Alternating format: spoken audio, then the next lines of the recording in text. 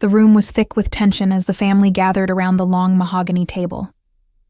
Dust motes floated lazily in the sunlight, cutting through the blinds, and the faint ticking of the grandfather clock filled the silence that stretched far too long. My father, Robert Miller, sat at the head of the table, his posture stiff, his expression unreadable. My sister Olivia was all smiles, her perfectly painted nails drumming lightly against the leather folder that sat before her.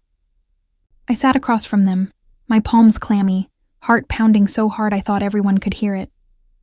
Then Dad spoke. His voice was firm, final, the kind that didn't invite questions.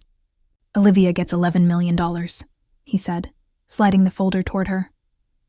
"As for you, Sophia, go earn your own." It felt like the air had been sucked out of the room. My ears rang. My throat tightened. For a moment I thought maybe I'd misheard him, that this was some cruel joke. But the look on his face told me otherwise. Polite murmurs rippled through the relatives seated behind us. Some lowered their eyes in pity, others whispered behind their hands. My chest burned as humiliation rose up my throat. I wanted to scream, to demand an explanation. But before I could, James Carter, the family lawyer, cleared his throat. "There's something else," he said, reaching into his briefcase. He pulled out a sealed envelope, the kind that looked old. Yellowed edges, wax seal slightly cracked. "Your grandfather Henry Miller left this behind. He was very specific. It must only be read aloud when Sophia is present." The silence deepened. I saw my mother, Karen, shift uncomfortably in her seat, her eyes darting nervously between my father and the lawyer. Olivia smirked, twirling the diamond bracelet she'd been flaunting all morning, the one she'd bought even before today's announcement, as if she already knew how this would end. James opened the envelope carefully. The paper inside trembled slightly in his hands. When he began to read, his voice was steady at first, until the first line hit. Whatever my grandfather had written, it was explosive. My mother's face went pale. Then, without warning, she screamed. The sound tore through the air, raw and chilling, shattering the composed facade our family had tried to keep. Olivia jumped back, startled, and Dad's expression hardened into something cold and unrecognizable. The meeting descended into chaos. I sat frozen, trying to process what had just happened, but no one explained anything. Within minutes, the will reading was over. People hurried out, whispering, avoiding my gaze. I didn't wait for answers. My feet moved on their own, carrying me out the door and straight into my car. My hands were shaking as I gripped the steering wheel, heart still echoing with the lawyer's unread words and my mother's scream. I drove for hours, barely remembering the turns, until the familiar outline of my grandparents' old ranch house came into view. The paint was peeling now. The porch sagged a little, and the wind chimes, Grandpa's favorite, clinked softly in the warm breeze. It had been over a year since I'd last been there. They told me there was no one left to visit, that my grandparents had both passed away. But as I stepped out of the car and climbed the porch steps, the door creaked open. And there she was, Margaret Miller, my grandmother, alive. Her sharp gray eyes met mine, arms crossed, mouth set in a hard line. "So you finally decided to show up," she said coldly. The words hit harder than any slap. "Grandma," I stammered, my heart pounding. "What's going on?" "I was told you were in a nursing home, that you and Grandpa..." She cut me off, her voice trembling but fierce. "Your grandfather called for you, Sophia, over and over on his deathbed. He asked for his little scientist. But you never came." My stomach dropped. I took a shaky step forward. "That's not true." But her eyes, full of hurt and betrayal, told me she didn't believe me. Grandma's words hung heavy in the air, sharper than any blade. "He called for you, Sophia, again and again, and you never came." My pulse roared in my ears. "No," I whispered, shaking my head. "That's not true." She stared at me, hard, unforgiving, until her lips trembled. For a moment, I saw the pain behind the anger. Then she turned, disappearing inside the old house. I hesitated only a second before following. The scent hit me immediately. Cedar, old books, and faint traces of my grandfather's aftershave. The house hadn't changed much. Framed photographs, a faded quilt over the couch, the grandfather clock still ticking in the corner. Time had kept moving, but somehow everything here had stayed frozen. After what felt like hours, Grandma returned, clutching a small notepad in her trembling hands. "You want proof?" she said quietly. "Here, he wrote your number down. The one he called." I reached out, my hands shaking as I took the notepad. My eyes scanned the familiar loops of Grandpa's handwriting, the careful, deliberate strokes. And then my breath caught. The number wasn't mine. Not even close. "No," I said, my voice cracking. "This isn't my number. I've had the same phone since high school." Her brows furrowed. "Robert told us you changed it when you went to college. That you didn't want to be bothered. That you were ashamed of us." The room tilted. My knees nearly gave out, and I gripped the table for balance. "That's a lie," I said hoarsely. "I came home last spring break. I came right here." Olivia was on the porch. She told me no one was home. Grandma's eyes widened, the color draining from her face. "We were here, Sophia. We were always here." Her voice quivered. "Are you saying they lied to me?" "Lied to both of us," I hissed, fury bubbling up inside me. "Dad, Mom, Olivia. They cut me off on purpose. They didn't want me to know Grandpa was sick. They didn't even want me to know you were still alive." Grandma stumbled back into a chair, clutching her chest as if trying to hold her heart together. "They told everyone you didn't come to the funeral because you didn't care." Tears stung my eyes. I would never miss his funeral. Never. He was the only one who believed in me. The silence that followed was deafening. Only the old clock ticked, slow, deliberate, almost cruel. Finally, Grandma wiped her face with the corner of her sleeve and stood. There was something new in her expression now. No longer anger, but fire. Without a word, she walked into the living room and reached for the old rotary phone mounted on the wall. Her fingers trembled as she began to dial, but her movements were steady, determined. "Grandma, what are you doing?" I asked, stepping closer. She didn't answer until the line clicked. Then she looked at me, her eyes sharp again, but this time that steel was on my side. "I'm calling them. Your father, your mother, Olivia. They're coming here tonight." I froze. "What? Why?" "Because it's time this family faced the truth," she said, her voice steady, fierce. "Your grandfather left instructions with his lawyer, James Carter. He'll be here too." Henry knew this day would come. My stomach twisted. The thought of facing them again, Dad's cold eyes, Mom's fake smile, Olivia's smug little grin, made my blood run cold. Every instinct told me to run. But I couldn't. Not anymore.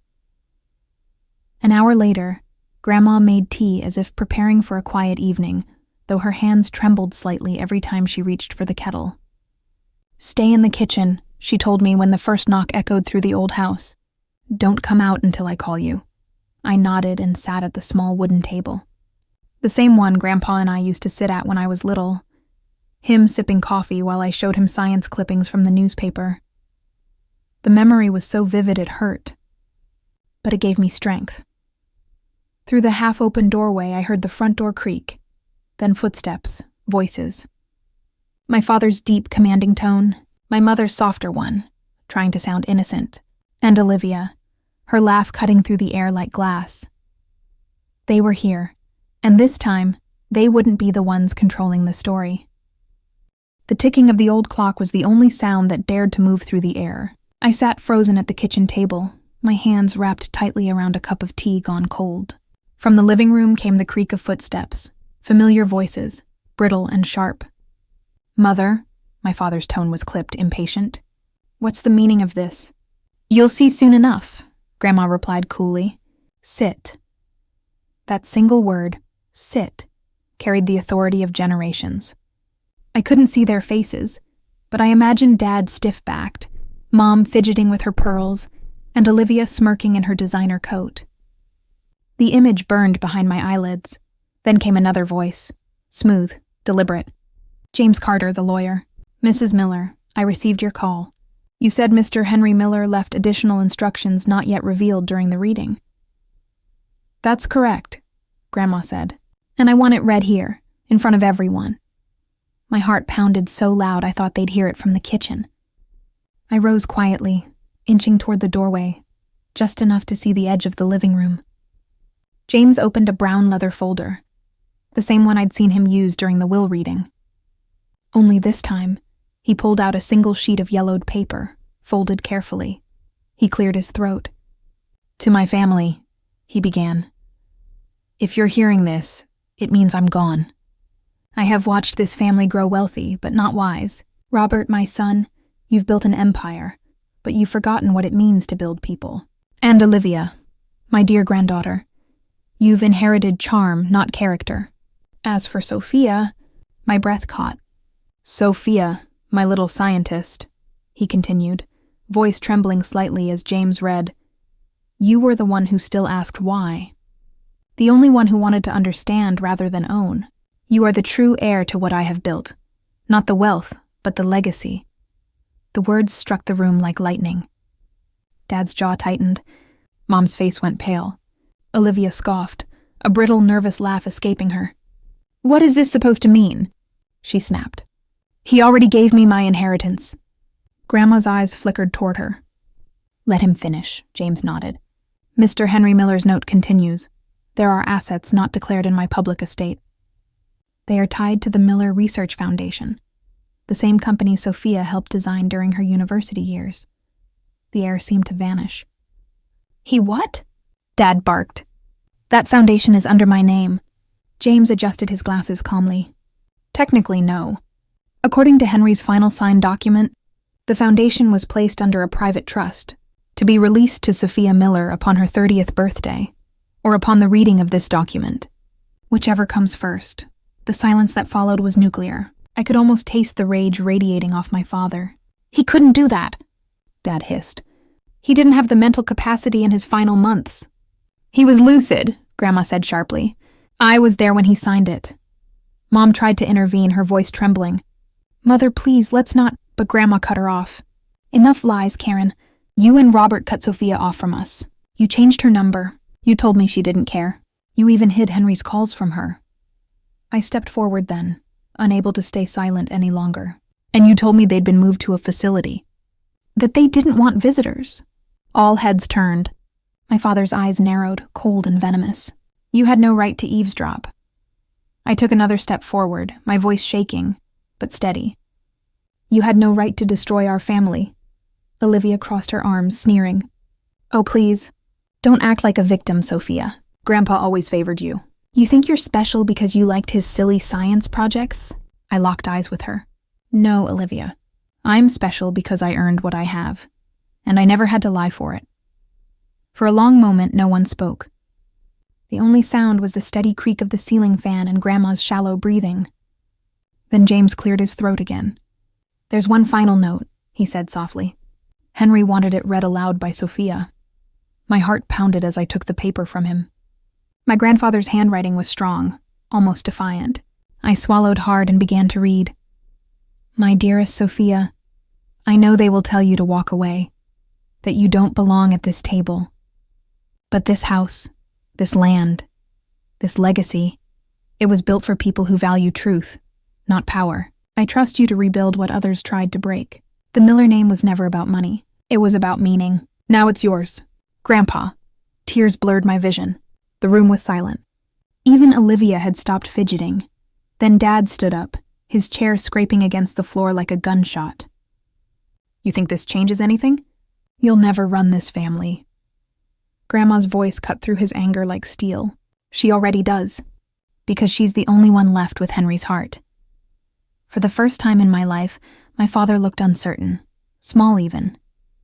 He turned toward Mom, but she just lowered her gaze. Olivia muttered something under her breath, storming toward the door. James quietly packed his papers.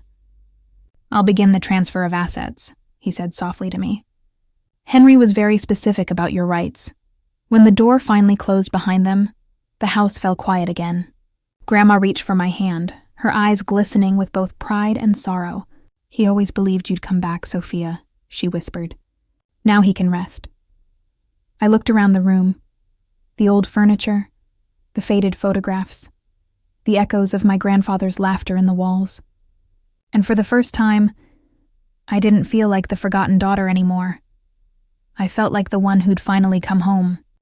The days that followed the confrontation felt surreal. News of what happened at Grandma's ranch spread through the family like wildfire. Cousins who hadn't called me in years suddenly wanted to check in. Distant relatives sent polite messages laced with curiosity and greed. But I wasn't angry anymore. I was free. The lawyer, Mr. Carter, met me at the ranch a week later with the finalized documents. "It's official," he said, sliding a folder toward me. "The Miller Research Foundation, its patents, and remaining assets are now legally yours." I stared at the paper, barely breathing. For years I'd been told I was worthless, that I'd never be part of the family's empire. And now, here it was, sitting in front of me like a quiet act of justice. "Your grandfather set this up carefully," Carter added. He knew there would be resistance. He made sure this would only activate if you showed up in person, if you still cared enough to come home. My throat tightened. He knew me better than anyone ever had. He knew I'd never stop showing up, even when they shut every door. When Carter left, I wandered through the ranch alone.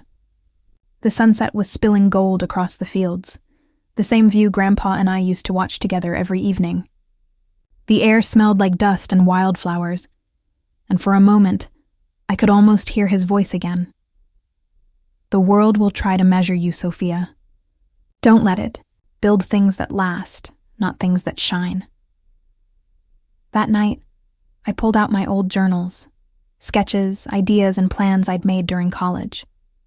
Clean energy projects, rural education programs, things Grandpa and I had dreamed of creating together through the foundation before it was stolen. And I made a promise to him, silently but firmly. "I'll rebuild it. Not for revenge, for what you believed in."